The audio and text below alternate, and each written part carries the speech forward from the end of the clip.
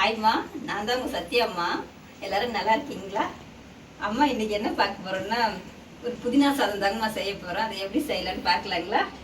அதுக்கு என்னென்ன தேவைன்னு பார்த்தீங்கன்னாங்கம்மா, நம்ம புதினா இப்போ ஒரே ஒரு பச்சை மிளகா தான் அம்மா வச்சுருக்கிறேன், கருவேப்பிலை, இது கொஞ்சம் உருளைக்கிழங்குமா. இந்த உருளைக்கிழங்கு பொரித்து அதில் போட்டோம்னா நல்லாயிருக்கும், அதுக்காக இதை வச்சுருக்கிறேன்.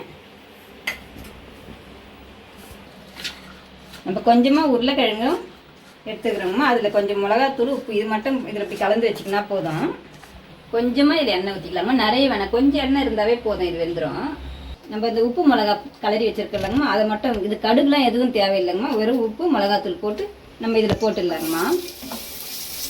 நீங்கள் உருளைக்கிழங்கு அதிகமாக போடணும்னு நினச்சா கூட அதிகமாக போட்டுக்கலாம், நான் அம்மா கொஞ்சமாக தான் போடுறேன்.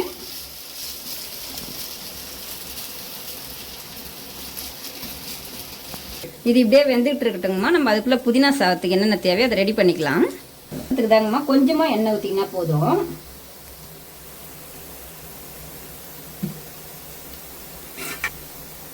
குழந்தைங்க காரம் சாப்பிட மாட்டாங்க, நம்ம பச்சை மிளகாய் இதில் போடாமல் பண்ணால் கூட நம்ம இந்த உருளைக்கிழங்குல இருக்கிற காரமே இதில் இறங்கிடுங்கம்மா.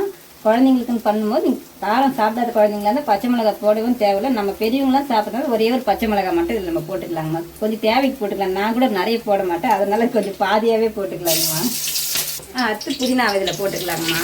நல்லா கழுவி வச்சுக்கிற புதினாவை இதில் போட்டுக்கலாங்கம்மா.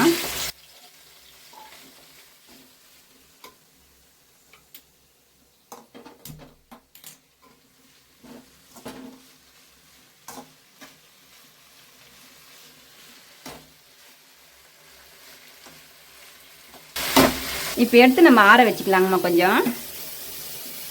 கொஞ்சம் நல்லா ஆறுனதுக்கு அப்புறம் தான் மிக்சியில் போட்டு அரைக்க முடியும், அதனால் எடுத்து நம்ம ஆற வச்சுக்கலாங்கம்மா ஒரு தட்டில் போட்டு.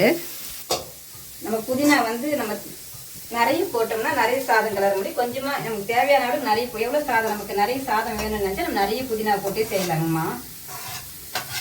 உருளைக்கிழங்கு நல்லா வெந்துச்சுங்கம்மா, நம்ம எடுத்து தனியாக வச்சுக்கலாங்கம்மா.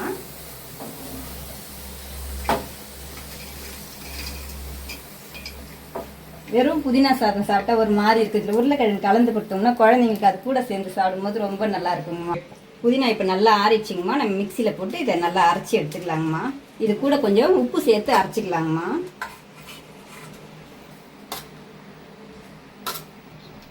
இது கூடவே கொஞ்சம் நம்ம உப்பு சேர்த்து அரைச்சிக்கலாங்கம்மா. அதுக்கப்புறம் தேவையான அளவு உப்பு பத்தலைன்னா போட்டுக்கலாங்கம்மா. இதை நம்ம நல்லா அரைச்சிக்கணுங்கம்மா. அப்படி உங்களுக்கு சரியாக அரையிலன்னா கூட கொஞ்சம் தண்ணி கூட தெளித்து அரைச்சிக்கலாம், ரொம்ப தண்ணியாக இருக்கக்கூடாது, கொஞ்சம் ரொம்ப ஒரு ஊறுகாய் மாதிரி இருக்கணும், அதனால் லேசாக தெளிச்சிக்கங்க. இப்போ அம்மா ஆனால் தண்ணி இப்போ போடலை, கொஞ்சம் நிறைய புதினா போட்டதால் இதுவே கொஞ்சம் நல்லா இருக்குது, அதனால் நம்ம தண்ணி போடாமல் தான் அரைச்சிருக்கிறோம். எண்ணெய் நல்லா காஞ்ச உடனே நம்ம கடுகும் உளுத்தம் பருப்பும் இதில் சேர்த்துக்கலாங்கம்மா. அது கூட கொஞ்சமாக சீரகம் சேர்த்துக்கலாங்கம்மா. நம்ம முந்திரி கடலைப்பருப்பு வேணும்னா கூட அதை தான் கூட போட்டுக்கலாங்கம்மா. நம்ம ஒரே ஒரு காஞ்ச மிளகாயில் போடுறேன். கருவேப்பிலை கொஞ்சம் போட்டுக்கலாமா, சின்ன தீயாக வச்சுட்டு போடணுமா, இல்லைன்னா வெடிக்கும் ஒரு மாதிரி.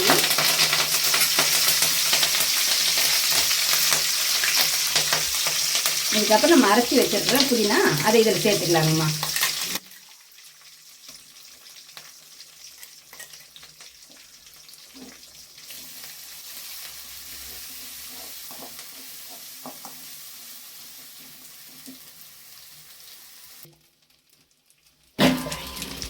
இது நல்லா இப்போ வதங்கிட்டு இருக்குதுங்கம்மா.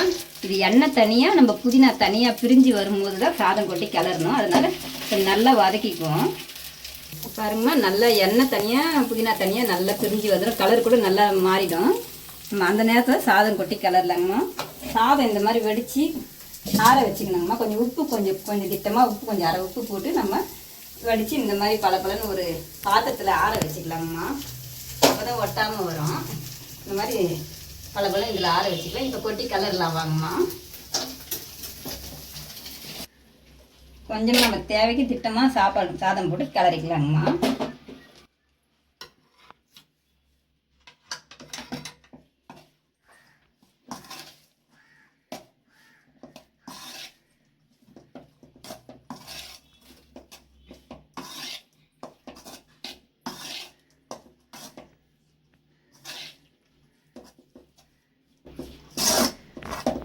பாருங்கம்மா நல்லா அழகாக பச்சை பச்சைன்னு வந்துடும் இந்த சாதம். பார்க்கவே நல்லா பச்சையாக அழகாக இருக்கும். இது கலரிட்டோம் நம்ம.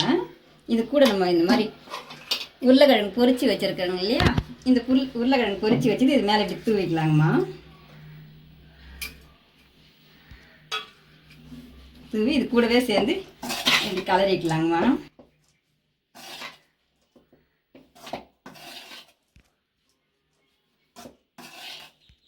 இதுக்கு நான் ஒரு 1.5 கட்டு புதினா எடுத்துக்கிறேங்கம்மா. உங்களுக்கு அதுக்கு மேலே அதிகமாக தேவைன்னாலும் நிறைய கூட எடுத்துக்கலாம். 2 கட்டு புதினா அந்த மாதிரிலாம் போட்டு செஞ்சோம்னா நம்ம நிறைய பேர் இருந்தோம்னா வீட்டில் எல்லாருக்கும் நிறைய கொடுக்கறதுக்கு வசதியாக இருக்கும். இப்படி தாங்கம்மா புதினா சாதம் செய்யணும். இந்த மாதிரி பண்ணுங்கள் நீங்களும் வீட்டில். இந்த வீடியோ உங்களுக்கு பிடிச்சிருந்தா லைக் பண்ணுங்கள், ஷேர் பண்ணுங்கம்மா. அம்மாவுடைய வீடியோவை மறக்காமல் சப்ஸ்கிரைப் பண்ணிவிடுங்கம்மா.